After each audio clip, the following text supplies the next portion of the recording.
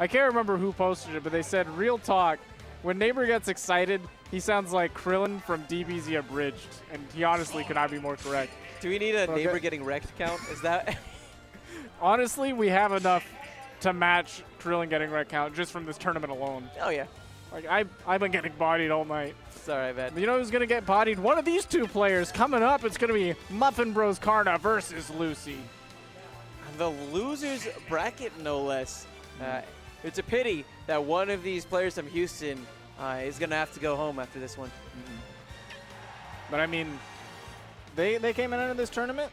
They all had their chance in winner's bracket, and they both found themselves here.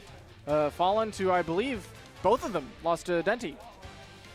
Both of them getting knocked out by the DFW native. Yeah, Denti, wow.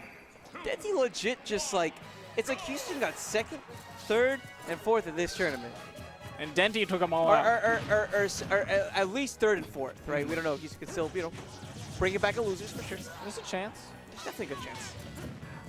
But Denti like took a set from everybody, despite not really competing for so long. Sometimes you just need that time to clear your mind. Anyways, loser semis. Jerm up against Karna. I think that... Oh my God, he just did it. Yeah, just do it, Nike. Sponsor this man. Man, Karna's still in control, but I gotta wonder about the mental warfare that's happening in this game right now. Definitely. I think if we look at like PR rankings, I think Karna is probably drifting towards... That was so cheeky. Yeah, looking at Karna, I think he's drifting towards maybe like the middle of the top 10 in Houston, whereas Jerm, I think, is more towards the latter half of that top 10. Okay. So for Jerm, it would definitely be a great victory here, to say the least. I mean, this is another one of those matchups where Robin gets slapped around quite a bit, but Robin has these aerials to contest Sheik in the air, and it confirms to deal with all the damage that she's taking. That's right. It's buckets, man. Now Robin's pretty good at tipping over the bucket. Oh, and right there. Karna using that move that used to be really good at filling Game & Watch's bucket to seal this stock. Oh man, the bucket hype. Bucket hype. Bucket hype. Man. But, I mean, as I was saying earlier, though, Robin has the aerials to trade against Sheik. I think that is how you win any matchup against Sheik. Her aerials do very little damage. No more than 10 apiece at most. Her forward air does around 4 or 5. You throw out your aerials, most of the time you're a character that has a much harder hitting aerial than Sheik. Right. If you just wait for your opportunity to trade the aerial, you'll come out with a decent position and a lot more damage than she did. And she had to put on a lot more work to get that. It's like, you got to respect Sheik, but at the same time, don't let her put her feet on your couch. Oh yeah, don't let her be that frame bully that she's trying to be. Those dirty sneakers, they just walked all over the mud. It's not good, man. She'll try to assert her dominance with all of these quick moves. On the real, I don't understand why people wear shoes in the house. Man, sometimes your carpet's just messed up. But your carpet's messed up because you wear your shoes in the house. It's a vicious cycle, my dude. Ooh, catching him with the DI mix-up on that back throw, able to land that forward air, get some position here. Wow, that would have been such a cheeky bouncing fish setup. It looked like he called that, but just mistimed it as well. His bouncing fish landed in the right spot at the wrong time, and honestly could have been curtains for him as well. That move, such lag, landing right next to Robin. Karna just playing it safe right now. Of course. One hit of 11 sword aerial. It could almost do it right now with this kind of rage backing Robin. And at this point, you want to stop going for these trades and start getting some clean hits for yourself because, goodness, if you're trading with Sheik right now, you're still flying off stage and Sheik's sitting pretty. At least you're getting the hit. Well, there what we a go. hit he has. Getting that clean hit, knocking Karna off stage and going for his trademark, covering the ledge with that book, but it just ran out. Karna able to make it back. And so smart from Karna, using the moving platform as an aid to escape the corner pressure. Now getting the back air. And is this going to be enough? He didn't have enough of the book. He only had enough for one tick. He made it halfway. He would have been able to recover had he not earlier used that rapid jab. When you use the rapid jab from Robin, it takes some of your wind book, right? Some of the L1. And when you run out, it takes two to go up twice with that up B. He only had one. What is up with these endings today, man? It feels like from dusk till dawn, where it's like great for like most of it, and at the end you're just like, what the hell happened there? Like, just kind of fizzles out. Yeah. You're wondering what happened to the writers at the beginning. Yeah. Man. So here, with this counter pick, I'm assuming that he wants to use the aerials, get great platform coverage. Oh, yeah. The standard swordsman stuff on this stage. Yeah, kind of forcing Karna to approach from the ground, because if he approaches from the air, I mean, he's got to get through a platform, and then below that platform is a Robin's Levin Sword up air waiting for you. Yeah, definitely a good luck, have fun moment. But I believe that the Robins say that this is one of, if not the best stage for Robin. Just gives her a lot of space to move around. The platforms actually help her mobility quite a bit, and also just gives her so many more options to convert into her aerials. Wow, just walk up, needle, walk up, needle, walk up. You think I'm not going to do it a third time? Boy, walk up, needle. Very content with throwing scissors every time. If you don't stop throwing paper, you're going to get rocked. It's actually a suboptimal strat, my friend. And that down smash maybe a bit suboptimal as well. Karna gets the bouncing fish. Again, it's just patient play. Just keeping the distance, staying calm, and understanding that Robin is character pretty limited from an option standpoint.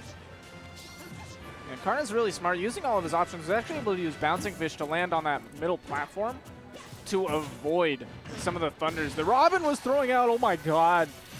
I felt it. Your heart as a Sheik main. All of that hard work. Your beating heart. Getting grabbed at 80. No, but not nearly enough percent to seal it. But at this percent, if Rage doesn't take Karna out of checkmate percentage, it's not looking pretty for him. Definitely tough. How will Karna close it out? Jerm, though, getting close to the percents where just a forward tilt will take it. But oh my goodness, did you see the amount that he just healed? Yeah, that was crazy. The healing, I believe, scales relative to your opponent's percent and yours. So if you're at a very high percent, your opponent is a very low percent, you heal a ton. Karna's sitting at a very middling percent. Healed a decent amount off of Jerm, but you know what? Karna was having none of it. Yeah, definitely none of it. He's not a very big fan of Canada. Didn't want none of it. Oh my God. Did you just... I'm sorry, I might have. Ooh, but Jerm coming in with the back air, just sealing the stock real quick. Not letting Karna assert his dominance too far. He definitely did. But this is, once again, a very scary moment as a Robin player. You're going to be facing down against Sheik, who's going to be getting the most of these initial exchanges. It's a matter of just keeping up, trying to somehow keep up with this character who is so dominant. He drops the sword and he just threw it off the stage. He didn't want any of that. That's a bit surprising. I'm so used to seeing other Robin players just chunk it straight at the opponent. And again, he is so gutsy with that Nosferatu, but I believe he has hit everyone that he's thrown out. Definitely has. Perfection on that department, but he needs perfection beyond simply Nosferatu. He tried to throw one out there. Finally missing one. He was trying to catch Karna's roll onto the stage, but just mistimed it a little bit. Sheik, again, being a frame bully, throwing out those quick moves and able to get through that setup. There we go. Seeing Jerm reaching a little bit. Karna slowing down the pace. But how slow can he really keep the pace? I feel like this is one of those moments where you need to push in. You need to finish this game now. Oh, because if he doesn't push, he's giving Jerm so many opportunities to make this comeback. Karna has the book in hand, just decides to toss it up. Ooh. Tricking him into thinking he was going to cross up with that nair, but instead stayed in place. Forced Jerm to miss that punish. Oh, this is dangerous. Still manages to get the shield, but Jerm! Go. What an aerial from Jerm. Catching, again, the DI out, hitting him with the mix-up of the forward air instead of the up air. It has such a long arc. You never expect it to reach you, but sent him flying off the top. That rage really just did him in. Karna gets to pick this final stage. Man, if I were a betting man, I would say that he's going to take Jerm to a stage with as few platforms as possible, as flat as possible. You know, Smashville really does it for him. I like the idea that he's gone to Smashville because A, it only has one platform for him to work with. It'll probably benefit him a lot more than it'll benefit Jerm. And beyond that, the fact that it's so small despite being a flat stage means that he can suffocate Jerm really well with all of his quick moves. Exactly. And as you touched on, because there aren't the platforms, he can have more consistent aerial approaches now without worrying about a platform being in the way. Exactly. And his aerial approaches are kind of bread and butters to getting into these grabs, getting into these damages.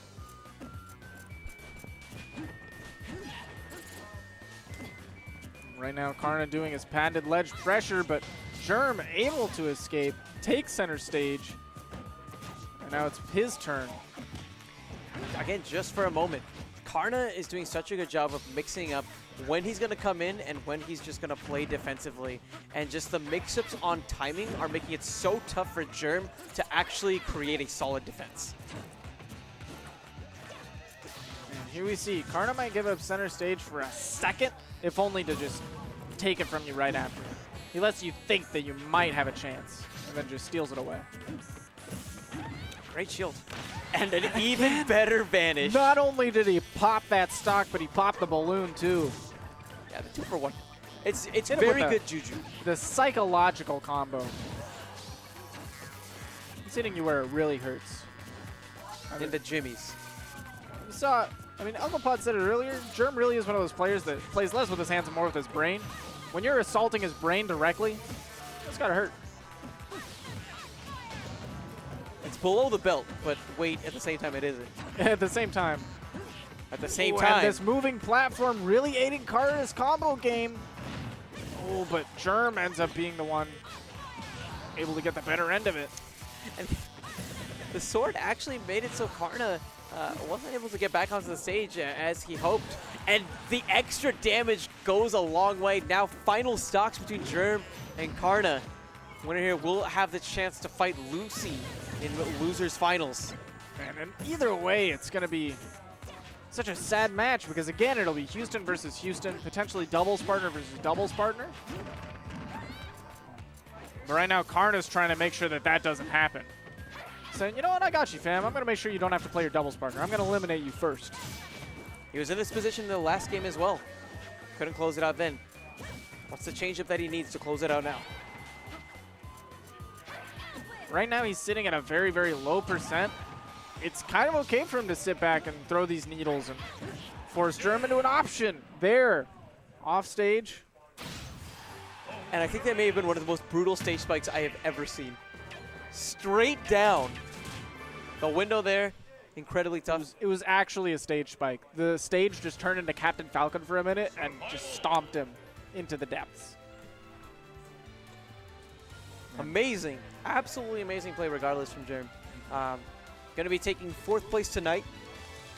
And that's going to set up for Karna up against Lucy. Another one of those matches where I feel it's going to be very cerebral. Oh, yeah. Again, because Lucy and Jerm play very